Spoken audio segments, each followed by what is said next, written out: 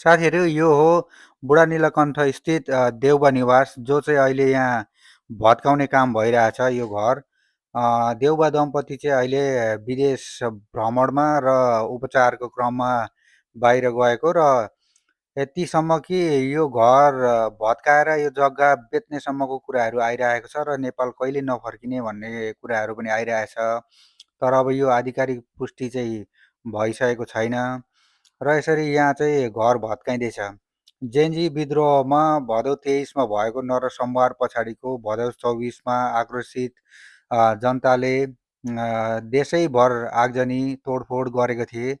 त्यही सिलसिलामा देउबा निवासमा पनि भीषण आगजनी गरेको थिए र करिब 2-3 दिनसम्म चाहिँ पैसाहरू निरन्तर जलिरहेको भनेर विभिन्न सञ्चार माध्यमहरू र विभिन्न व्यक्तिहरूले लाइभै गरेर देखाइदिएको त हामीलाई सर्वविदितै छ। र यसरी यहाँनेरि अब यो भग्नावशेष भनौँ न पुरै यो बिग्रिसकेको घरलाई चाहिँ भत्काइँदैछ। यसरी यहाँ माथि घरमाथि चाहिँ हम्मर हान्ने मान्छेहरू देखिराखेको छ भने विभिन्न मान्छेहरूले यसरी भत्काइँदैछ। तपाईँलाई यो घरको बारेमा के भन्नु छ कमेन्ट गर्नुहोला है त।